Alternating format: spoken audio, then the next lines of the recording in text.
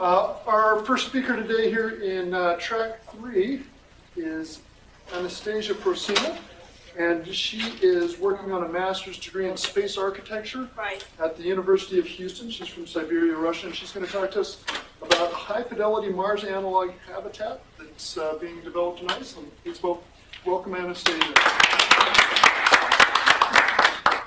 Hi everyone, I'm so happy to talk to you today. It's been a long time. I've been excited to work on it, a year ago. However, I haven't done. So let me describe what I'm talking about. So, as we know, we have Mars Society have 2 analogs, which first is in Utah and second in Canada, right? So this one is supposed to be third analog that will going to be evaluated by Mars Society. So, and we are started to work this March on this project. I became part of Force Plant Logistics. It's a Chicago and Iceland-based company that developing solutions for how we're going to inhabit Mars and Moon and other planets. Specifically, they're focusing on lava tubes explorations. But I'm going to explain after why lava tube is not the certain location I'm going to place this in habitat. So, and also, actually this project is a part of my study at the University of Houston at Chicago International Center for Space Architecture. It's the only world program in space architecture. And a year ago I came there to study this degree from Russia. So as I say, there's numerous analogs that's been built on Earth. So there's a few in Russia, a few in Europe, and so why we should build another one? Why there's already plenty of them, right? So I would say that there is no analog exists that simulates a whole entire mission. Like there's no cloud group system. There's no recycling system, recycling management, and others. So even NASA, since I'm working close to Johnson Space Center experts, and we have access, our students have access to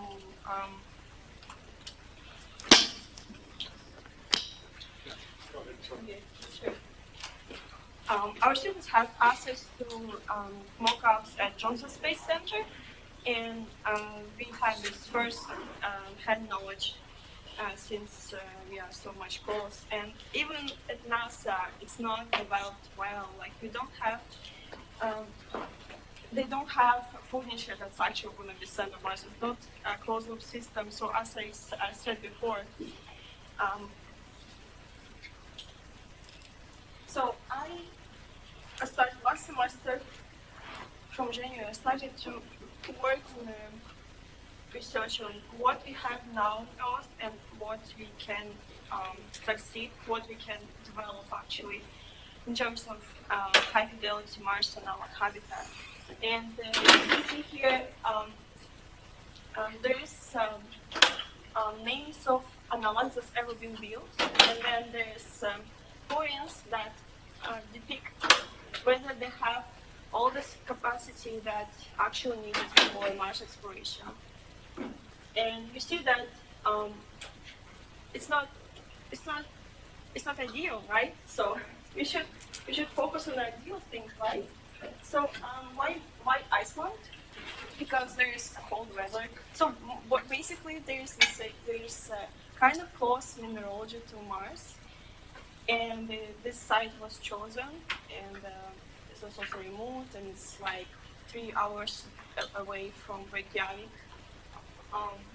So it's been so this beautiful Iceland picture I made first semester. So I talked to Robert Zubrin about what he thinks about whether it could be deployable system or it could be cylindrical that we have already. And he said, yeah, it could be deployable, it could be movable. But once I've done this project in May, I realized that very population on Mars gonna be not located in a deployable system, but rather it's gonna be in a rigid, because it's much more safe, right? It's actually decreases the failure of your mission. So I kind of gave up on this idea, and then I decided to focus on the particular topic. For example, developing furniture for Mars. And I'm going to explain what I mean under that. So actually, this picture shows up that it could be located in a latitude, as is shown here, and it's also could be surface habitat. And for this semester and for this time being, I decided to focus on optimization of habitats, because if you look up what we actually have on surface habitats, analog surface habitats, these fully developed furnitures, and they're made of metal and wood. That's not going to be an option for Mars, right? It's heavy, it's bulky, and it's extremely costly to send it to Mars.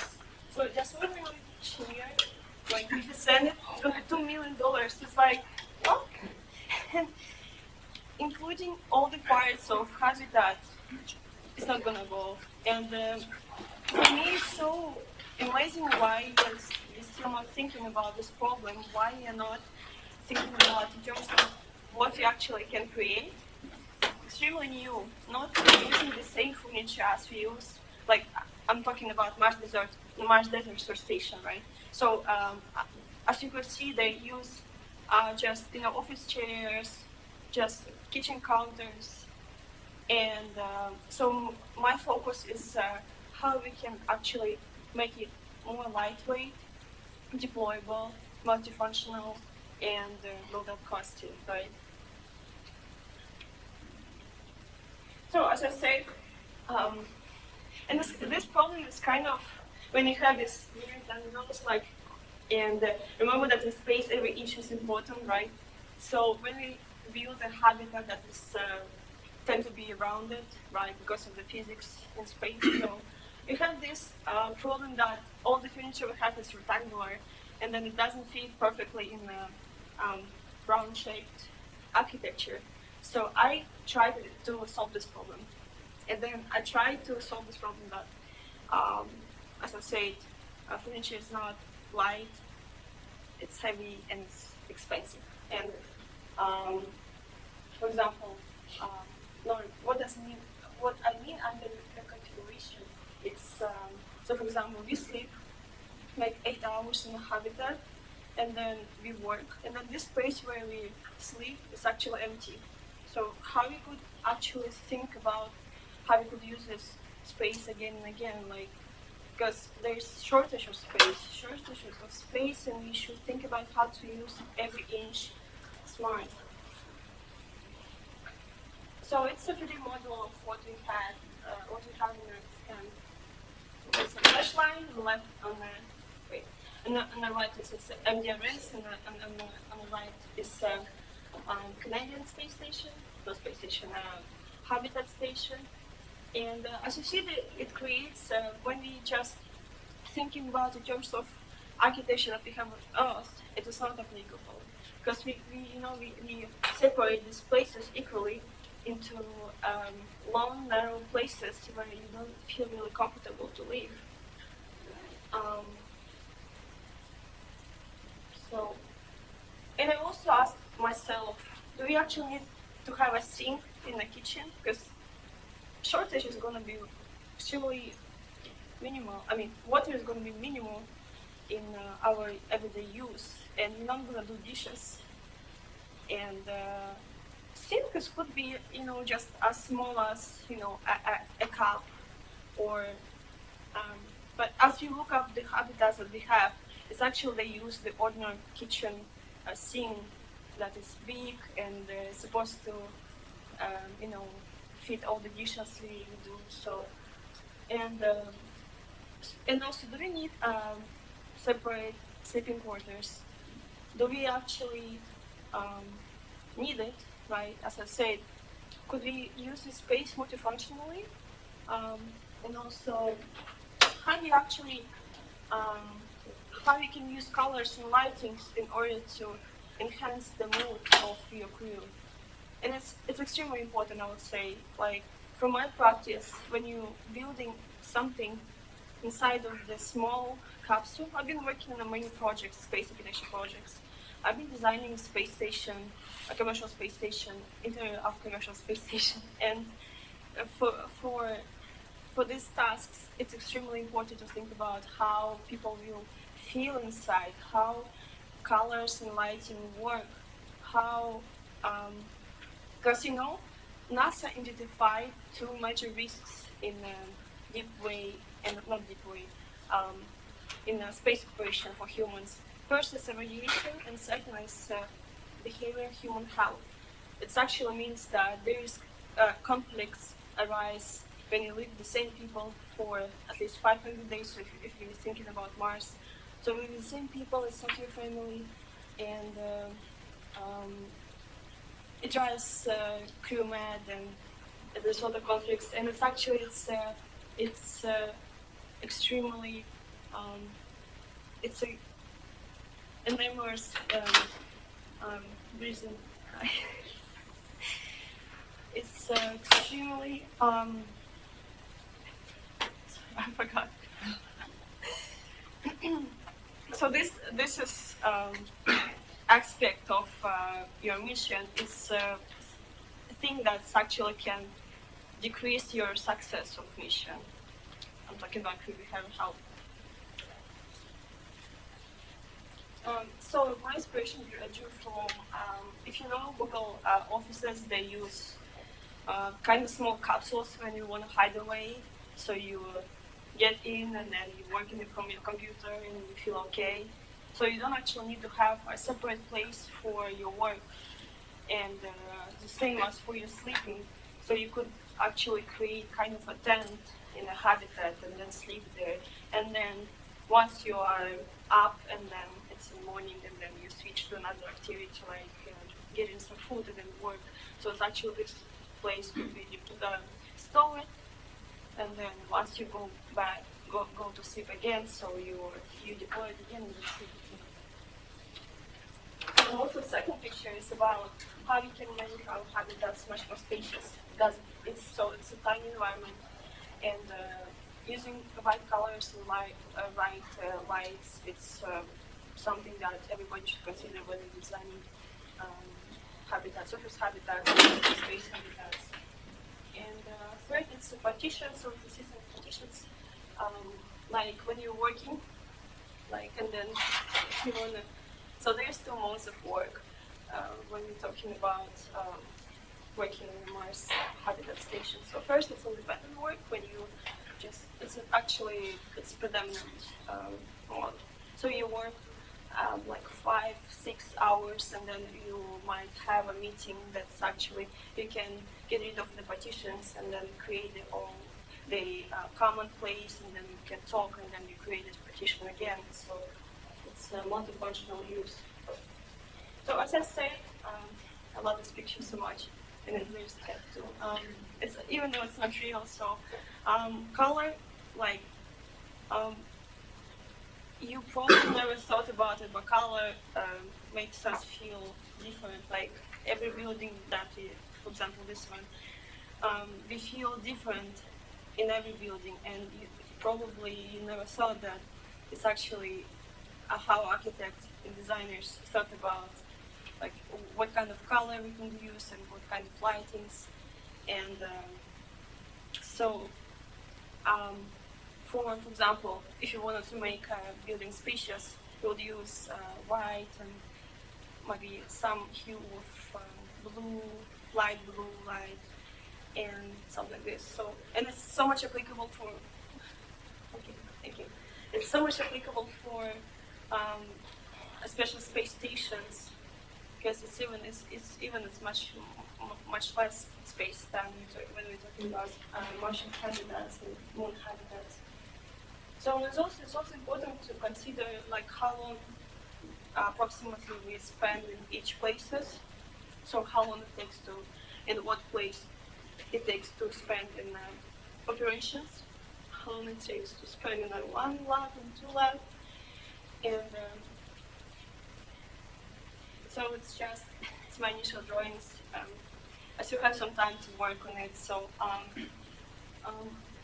when I've been talking about this multifunctionality of spaces, for example, the first it's a sleeping mode when we have mattress that we can deploy and then we can sleep on it, and then we can set up partition, and then it's not independent work mode. We have the gallery and storage deployed, that we have this personal space to work, and your bed actually turns into a chair, and then on the third collaboration mode, we have a gallery that actually gets down, and then we have a common place to chat and discuss what we could have today, and not probably, have talk to mission control. So, and here's particularly like how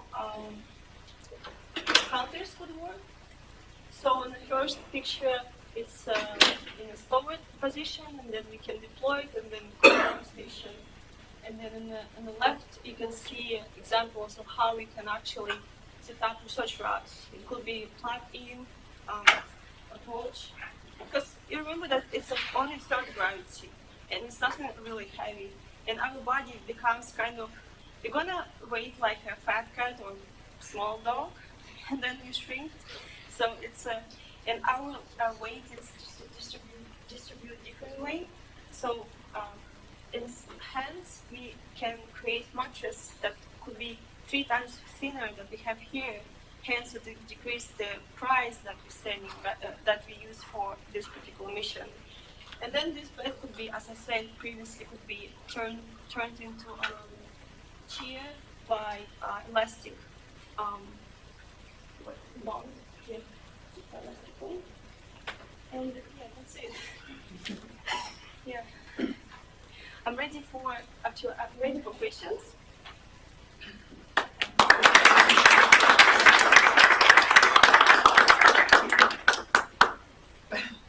So about the colors, how did you choose them? Did you talk to psychologists, or what was your research on that? There's numerous papers that written on how colors affect mood. Like if you know author, she's Sandra, and then there's one. She's from Australia, and she actually focused on psychology. She's also a space architect. So I'm reading. My focus is on these papers, as well as from my experience, because I have 5 years bachelor in architecture, so we were working on it. And yeah, so basically what it's it's not a final design, it's not even elaborated design, and it's actually I showed up tools that could actually make think about what actually important for habitats, and just it's a very first point. Yeah, it's the beginning here. Thank you. You talked about adaptive architecture, being able to move things around and have different purposes or different functions for different items. Can you imagine a way that you could have adaptive lighting or adaptive coloring so that Actually, yeah. to manipulate mood? Actually, yes, I implied in this presentation. I forgot to mention. Yeah, so depends on your day, whether it's day or night. So for night, it would be blue lights, because it's actually helps you to sleep faster than yellow and red light, obviously. And for your active part of the day, when you want to focus it, there's also specific lights that you use to enhance your work. Sure. So anybody who's lived in a tiny house or in a small space for any length of time, anybody but me? Okay. Yeah, so The idea of adaptive furniture is so incredibly annoying. I mean, the idea that you make your bed into a chair and then you have to make it back into a bed every single day. Yeah. I just can't imagine having to do that on Mars. Is there, I mean, might be so. Yeah, I also agree with you. I could think about also marks the bed. So it's actually could be, you just, pull it, and then it takes you 5 seconds to set up. So I think it wouldn't be a problem, but it's just one day examples. So, and I'm so open to your opinions, and I personally turned my bed into my desk with sleeping area and everything because I have no space and no time to make it up to a desk on a bed and chairs and everything. It stays a bed. I'm just working and sleeping with my computer and all that stuff. So I think everybody in the I live in a space of 12 square meters, so I don't have much space to do anything. So I just adapted to living on my bed and sleeping with my computer on my bed. One random thing for my small space living was that I would actually have my desk as a nice big desk over a mattress actually on the floor. I could actually utilize the space really well that way. It's just, Also happens. yeah, just in different ways. Actually, mattresses on floor are actually quite good Yeah. because then you're not making it up. You're just standing up and doing anything else. that's right. What are your thoughts on using hammocks?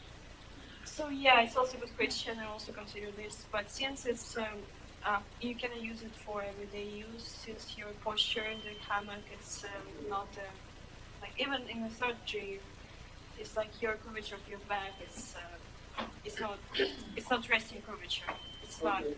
So maybe for short periods of times, but why we should bring hammocks then? Because it's additional. They take additional space, right? So.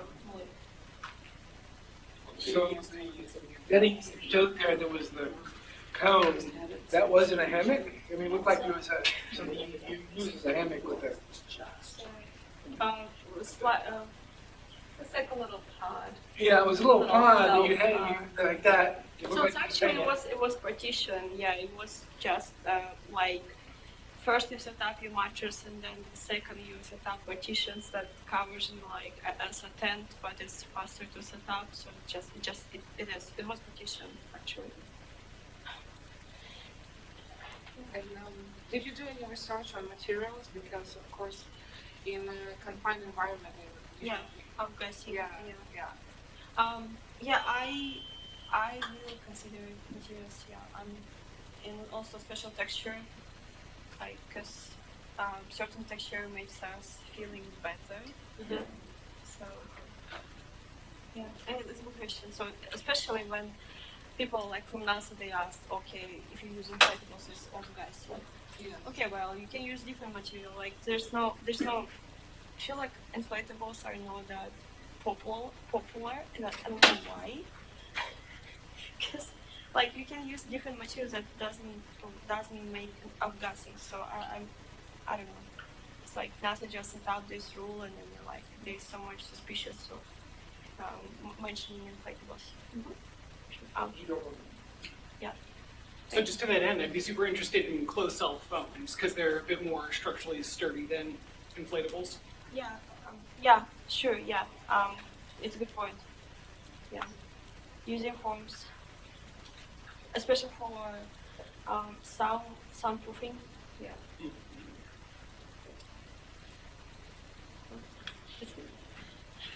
Thank you so much.